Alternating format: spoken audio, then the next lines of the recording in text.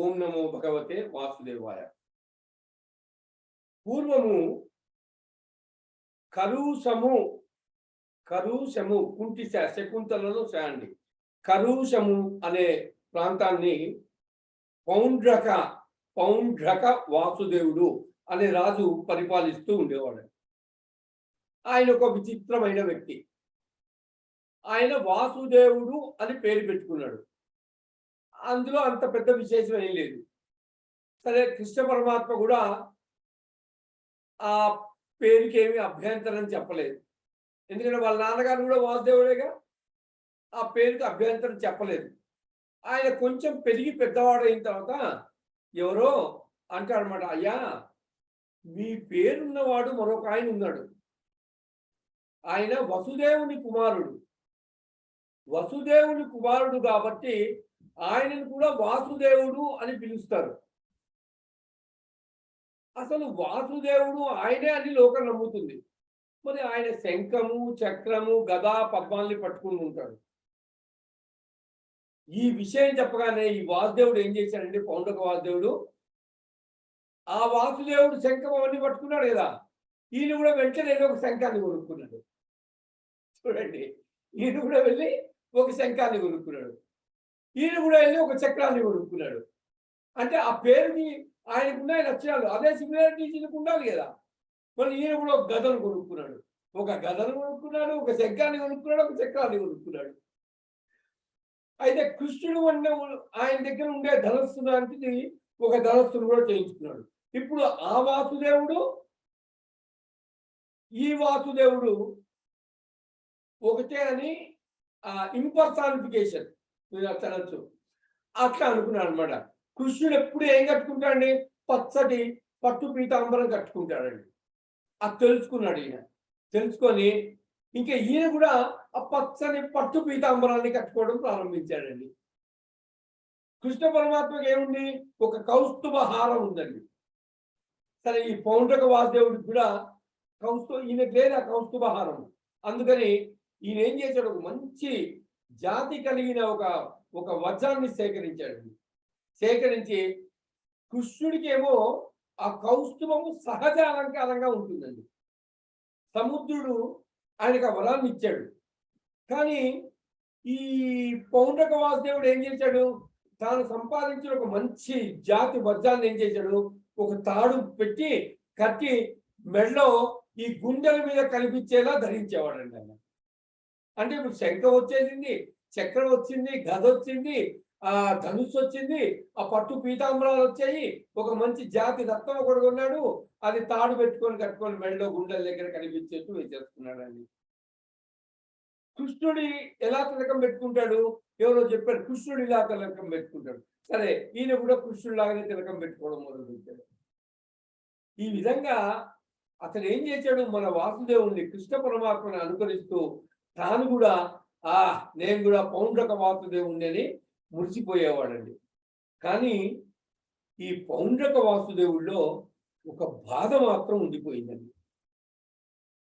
ఏంటి ఆ బాధ, మీరు అచ్చు వాసుదేవుడిలాగా ఉంటారండి, ఆయనతో కంపేర్ చేస్తుంటారు, మీరు అచ్చు ఆయనలాగా ఉంటారండి అని. అంతేగాని ఆయన మీలాగా ఉన్నాడు అంటలేదు వీళ్ళు, మీరు ఆయనలాగా ఉంటున్నారు అని అంటున్నారు అందరూ ఈయన దగ్గరికి వచ్చి. అనేటప్పటికీ సరే, నేను ఒక్కడే వాసుదేవుడు అనే పేరు గల వాడై ఉన్నట్లయితే అసలు ఈ పోలికే ఉండదు కదా. నేను ఒక్కడే మిగిలిన అనుకోండి వాసుదేవుడు అనే పేరుతోటి, ఇంకా అసలు ఎవరు ఈ ప్రాబ్లం ఆయనలాగా ఈయనలాగా ఇవి అనుకోరు కదా. అందుకని ఒక రాయబారిని పిలిచాడండి. పిలిచి, నువ్వు కృష్ణుడి దగ్గరికి వెళ్ళు, ఒక సందేశం చెప్పు అని ఒక లేఖ రాసి ఆ కృష్ణ భగవానుడి దగ్గరికి పంపించాడండి. ఆ రాయబారి వెళ్ళి ఆ కృష్ణ భగవానుడి దగ్గరికి వెళ్ళాడండి. కృష్ణ భగవానుడు ఆ సమయంలో పరమాత్మ ఒక నిండు సభలో కూర్చొని ఉన్నాడండి. ఈ రాయబారి వెళ్ళి, అయ్యా ఈ పౌండ్రక వాసుదేవుడు మీకు ఈ రాయబారం పంపించాడు, ఈ ఉత్తరాన్ని, ఈ పత్రికను చదవండి అని ఆ కృష్ణుడికి ఆ పత్రిక ఇవ్వడం జరిగింది. ఆ పత్రికలో ఇలా రాస్తుందండి. నేను అంటే ఈ మాట ఎవరు చెప్తున్నారంటే పౌండ్రక వాసుదేవుడు. నేను ఎటువంటి అలంకారాలను ధరిస్తూ ఉంటానో, నేను ఎలా శంఖము, చక్రము, గద, ఈ శాంగాలు, ధనుస్సుని పట్టుకుంటానో అలా నీవు కూడా పట్టుకుంటావని నాకు తెలిసింది. ఫస్ట్ ఈయనేంటి, ఆయనలా పట్టుకుంటున్నాడు, నేను వేసుకోవడం మొదలు పెట్టాడు. కానీ ఈయన లెటర్లో ఏం రాసి పంపించాడు, లేఖలో నువ్వు నేను పట్టుకునే శంఖం పట్టుకుంటావని తెలిసింది, నువ్వు పట్టుకునే చక్రం నువ్వు పట్టుకుంటావని తెలిసింది, నేను పట్టుకునే గద నువ్వు పట్టుకుంటావని తెలిసింది అని ఈ రకంగా లెటర్లో రాసి నేను ఎలా కౌస్తుభాన్ని పెట్టుకుంటానో నువ్వు కూడా అలా పెట్టుకుంటున్నావని నాకు తెలిసింది. నేను ఎలా పీతాంబరాన్ని కట్టుకుంటున్నానో నీవు కూడా ఆ పీతాంబరాన్ని కట్టుకుంటున్నావు అని తెలిసింది. సరే, ఇవన్నీ బాగున్నాయి. నేను ఎలా తిలకం పెట్టుకుంటున్నానో నీవు కూడా అలానే తిలకం పెట్టుకుంటావని నాకు తెలిసింది. కానీ నాకు అర్థం కానిది ఒకటే, నాకు వాసుదేవుడు అనే పేరుంది, నీకు కూడా వాసుదేవుడు అనే పేరుంది. దీనివల్ల ఇబ్బంది వస్తుంది. కాబట్టి నీ అంతటా నీవు మర్యాదగా ఈ చిహ్నాలన్నింటినీ నువ్వు వదిలిపెట్టేయాలి అన్నాడండి పౌండ్రక వాసుదేవుడు. ఒక లెటర్లో రాసి పంపించాడు కృష్ణుడికి. ఈ చిహ్నాలన్నింటినీ నువ్వు వదిలేయాలని చెప్పాడండి. నువ్వు వాసుదేవుడు అన్న పేరును కూడా వదిలిపెట్టేయాలన్నాడు. చూడండి పొగరంటే ఎలా ఉంటుందో. నువ్వు వదిలిపెట్టావా సరే, లేదా నీతో యుద్ధానికి వచ్చి నీ శరీరాన్ని నేను మట్టు పెట్టాల్సి ఉంటుంది. నువ్వు అవి వదిలిపెట్టేస్తావా, లేక నేను వచ్చి యుద్ధంలో నిన్ను ఓడించి మట్టు పెట్టాలా, ఏది కావాలో నువ్వు కోరుకో అన్నాడండి. ఇది ఆ రాయబారంలోనే సందేశం అన్నమాట. చూడండి ఎంత ఇది ఉంటుందో. అయితే తనంత తాను ఆ శిక్షణాలన్నింటినీ వదిలిపెట్టేసి నా దగ్గరకు వచ్చి, మళ్ళీ అంతతో ఆ మెసేజ్ పెట్టలేదు, ఆ శిక్షణాలన్నింటినీ వదిలిపెట్టేసి నా దగ్గరకు వచ్చి నా పాదాలు పట్టుకొని శరణాగతి చేస్తే బతుకుతాడు, లేదా కృష్ణుని నేను చంపేస్తాను, సంహరిస్తాను అన్నాడండి. యుద్ధరంగంలోకి వచ్చి నన్ను కలుసుకోమన్నానని చెప్పని ఆ కబురు పంపాడండి. చూడండి ఎంత ఇదో, ఎంత గర్వం, ఎంత పొగరో. కృష్ణుడు ఏం చేశాడండి, పత్రం తీశాడు, అదంతా చదివాడు. ఆ రాయబారి చెప్పిన మాటలు కూడా విన్నాడండి. విని ఆయనకి ఇలాంటి వాడిని ఏం చేయాలో తెలియదండి. అప్పుడు ఈ చిహ్నాలు నాకు సహజాలు చెప్తానండి. ఈ చిహ్నాలన్నీ నాకు సహజాలు, నేను వాటిని వదిలిపెట్టడం కుదరదు. కాబట్టి అతడు కోరుకున్న రెండవ కోరికను నేను అంగీకరిస్తున్నానని చెప్పు, యుద్ధ భూమిలో కలుసుకుందామని చెప్పి ఆ రాయబారిని అక్కడి నుంచి పంపించి వేశాడండి. 2 ఆప్షన్స్ ఇచ్చాడుగా, ఒకటి చిహ్నాలు వదిలేయాలి, లేకపోతే రెండోది యుద్ధంలో కలిస్తే నేను మట్టుబడతాను అని చెప్పాడండి. అది ఈ పౌండ్రక వాసుదేవుడు వీడు విచిత్రమైన వ్యక్తి అండి. ఆయన అతడు కాశీరాజు దగ్గరికి వెళ్ళాడు. కాశీ రాజ్యంలో యుద్ధం చేశాడు. ప్రపంచంలో వ్యక్తికి అంతు ఉండదండి. ఎవడో ఏదో తాను ఫలానా అని ఆ యుద్ధ భూమిలో ఈశ్వరావతారం అని అలా చెప్పుకుంటారు. దాన్ని కొంతమంది నమ్మేసి ఏం చేస్తారు, ఆ వ్యక్తి వెంట తిరుగుతూ ఉంటారు. ఇటీవల మనం యూట్యూబ్లో చూసింటాము. ఒక అతను పేర్లు చెప్పలేను, అతను 2040 కల్లా వరల్డ్ పార్లమెంటు ఇండియాలో పెడతాడట. అంటే ఆయనే భగవంతుడట. ఇటీవల చెప్పడం జరిగింది. చాలా వీడియోలు ఉన్నాయి ఈ టీవీలో, మన టీవీ నైన్లో అనిపించే ఇచ్చాడు. ఆయనే భగవంతుడట. సరే, ఎవడో తాను ఫలానా అని ఈశ్వర అవతారం అని చెప్తారండి. దాన్ని ఇంకా నమ్మేసి ఆ వ్యక్తి వెంట తిరుగుతూ ఉంటారండి. ఈ పౌండ్రక వాసుదేవుడు ఆయన వెంట ఈ కాశీరాజు తిరగడం కూడా అటువంటిదేనండి. ఈ పౌండ్రక వాసుదేవుడికి ఈ కాశీరాజు మద్దతు పలికాడండి. సరే, బాగుంది, అక్కడ దాకా బాగుంది. సరే వీళ్ళిద్దరు ఏం చేశారు? ఇప్పుడు కృష్ణ పరమాత్మ మీద యుద్ధం మొదలు పెట్టారండి. సరే, అసలు ఇప్పుడు ఈ కృష్ణ పరమాత్మకి ఆయన ఎప్పుడు చూడలేదు పౌండ్రక వాసుదేవుడిని. అది ఎలా ఉంటాడో చూడాలి అనుకుంటానండి మన కృష్ణ పరమాత్మ అన్నమాట.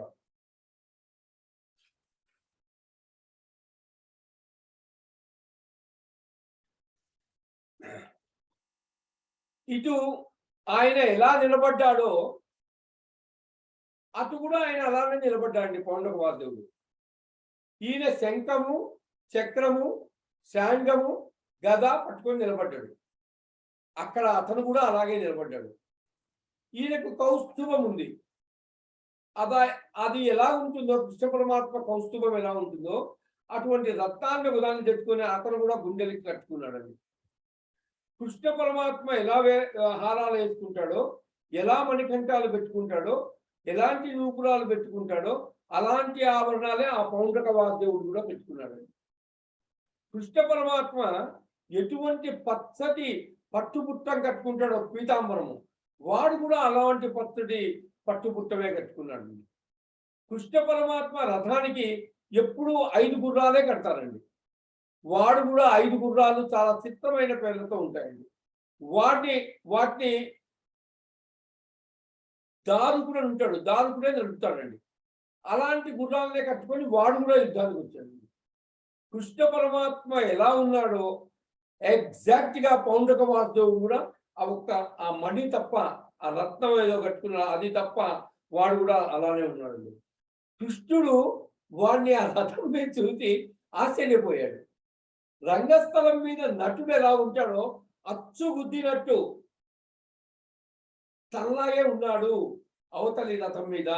అతన్ని చూసి కృష్ణుడు పకపక నవ్వి యుద్ధాన్ని ప్రారంభం చేశాడండి. కొంతసేపు వారిద్దరి మధ్య యుద్ధం జరిగిందండి. చివరికి ఈ పౌండ్రక వాసుదేవుడు కృష్ణుడి చేతిలో చచ్చిపోయాడండి. అప్పుడు ఒక చిత్రమైన సంఘటన జరిగిందండి. ఆ చచ్చిపోయిన వాడిలో ఉన్న తేజస్సు పైకి లేచండి ఆ కృష్ణ పరమాత్మలో లీనమైపోయిందండి, కలిసిపోయిందండి. ఈ కథ, ఈ భాగవంతం అంతా ఎక్కడండి?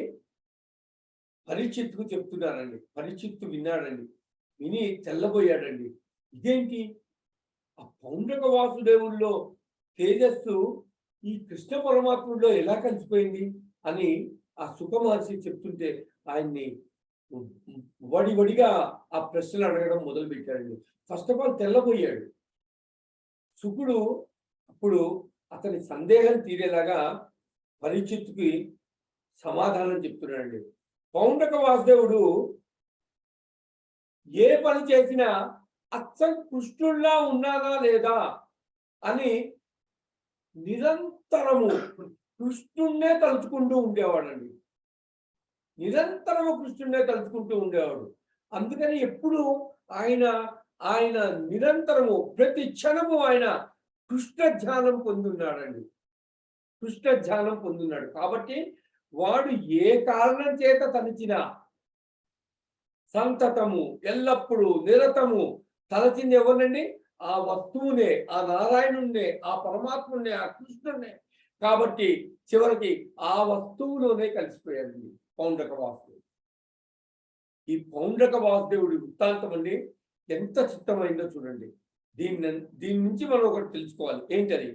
మనం ఎప్పుడు భగవంతుని పేరుతోటి, ఆయన లీలతోటి ఈశ్వరుణ్ణి అనుకరించే ప్రయత్నాలు చెయ్యకూడదు.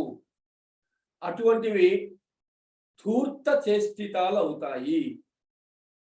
అక్కడ యుద్ధం జరిగినప్పుడు ఆ పౌండ్రక వాసుదేవుడికి సపోర్ట్గా ఎవరు వచ్చారు? కాశీ మహారాజు వచ్చాడు, కాశీరాజు. ఆయన తల కూడా తెగి కింద పడిపోయిందండి. కానీ కాశీరాజు తేజస్సు వరకు కృష్ణ పరమాత్మలో చేరలేదండి. ఎందుకు? పౌండ్రక వాసుదేవుడు మటుకు నిరంతరము కృష్ణ పరమాత్మ ధ్యానంలోనే ఉండేవాడు. కృష్ణ పరమాత్మ ఇదేసుకుంటాడు, కృష్ణ పరమాత్మ శంఖం ఇలా పట్టుకుంటాడు, చక్రం ఇలా పట్టుకుంటాడు, గద ఇలా, నిరంతరము ఆయన ధ్యానంలోనే ఉండేవాడు. కాబట్టి ఆయన తేజస్సు కృష్ణ పరమాత్మలో కలవడం జరిగింది, లీనమవ్వడం జరిగింది. కానీ కాశీరాజు తేజస్సు కృష్ణ పరమాత్మలో చేరలేదండి. కాశీరాజు కొడుకు కృష్ణుడి మీద ఒక హోమం చేశారండి. ఆ హోమం ఏంటి? అభిచారిక హోమం. అభిచారిక హోమం. కృష్ణుడు దాన్ని ఒక చక్రంతో తోసి అవతలకు పారేశాడండి. ఇది ఏంటి? దీని అర్థము అనవసర విషయాల జోలికి వెళ్ళి మనం మద్దతు ప్రకటించకూడదు. తిరగడం మొదలైనవి చేసి ఇబ్బందులు తీసుకొచ్చేట్టు చేసుకోకూడదు. భగవంతుడి యొక్క సాత్వికమైన మూర్తులను ఆరాధన చేసి మనస్సును ఏం చేయాలి? మనము సత్వగుణంతో ఉంచుకొని భగవంతుణ్ణి చేరే ప్రయత్నం చేయాలి తప్ప ఈ లేనిపోని భేషజాలు అంత మంచివి కావు అని హెచ్చరించే ఒక అద్భుతమైన లీలండి ఇది. శ్రీమాతే నమః. ఓం నమో భగవతే వాసుదేవాయ.